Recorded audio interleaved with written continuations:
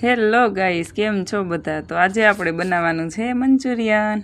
તો જો કાજુ બધું કાપવા બેસી ગઈ છે અને મેં ગાજર ખમણવાનું શરૂ કરી દીધું છે. પછી મરચી, કોબી બધું કાપીને અમે એની ગોળી બનાવી લીધી છે. હવે આપણે એને તળવાની છે. તેલ આવી જાય એટલે આપણે એમાં ગોળી તળવાનું શરૂ કરી દીધું છે. હવે ધીમે ધીમે આપણે બધી ગોળી એકદમ ધીમા તાપે તળી દેવાની છે, એટલે મસ્ત કડકડી થઈ જાય.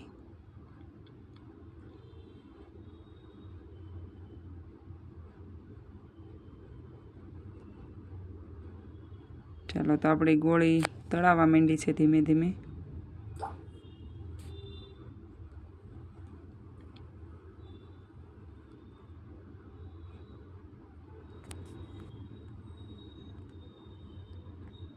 પછી મંચુરિયનની ગોળી થોડી ડ્રાય થઈ જાય અને થોડી બ્રાઉન કલરની થઈ જાય એટલે આપણે એને કાઢી લેવાની છે તેલમાંથી.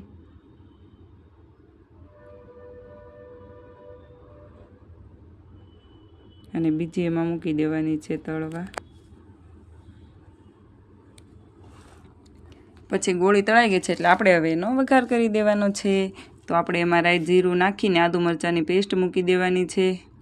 અને પછી નાની નાની કાપેલી કોબી, કેપ્સિકમ એ બધું એમાં તેલમાં નાખી દેવાનું છે. પછી આવી રીતને એને હલાવી દેવાનું છે. પછી આપણે જે મંચુરિયનનો મસાલો આવે એને એક બાઉલમાં પાણીમાં મિક્સ કરીને એમાં નાખી દેવાનો છે. પછી કાશ્મીરી એમાં ચટણી નાખવાની છે અને પછી ટોમેટો કેચઅપ અને થોડી વાર એને ચડવા દેવાનું છે. તો જો હવે ચડી ગયું છે. આવી રીતના મિક્સ થઈ જાય ને બધું, પછી આપણે એમાં મંચુરિયનની ગોળી એડ કરવાની છે. ત્યાં સુધીમાં બાજુના ગેસ પર રોટલો પણ ચડી ગયો છે.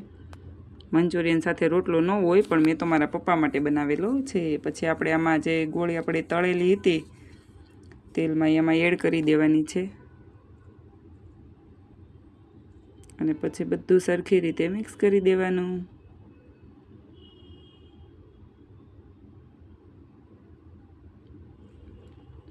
હું તો જો ભાઈ આવી રીતના મંચુરિયન બનાવું છું. તમે કેવી રીતના બનાવો છો એકવાર કમેન્ટમાં કહેજો. ચાલો, તો આપણું મંચુરિયન રેડી થઈ ગયું છે. હવે આપણે એમાં ધાણા એડ કરી દેવાના છે.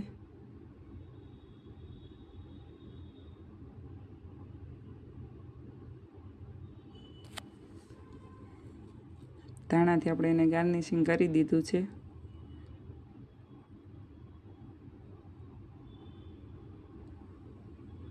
ચાલો, તો હવે આપણે ડીશમાં લઈ લીધું છે અને હવે આપણે શરૂ કરી દેવાનું છે જમવાનું. જો અમારા બાને તો બહુ મંચુરિયન ભાવે છે એટલે એણે તો શરૂ કરી દીધું છે. તો વિડીયો ગમે તો લાઈક કરજો, શેર કરજો, સબસ્ક્રાઈબ કરજો.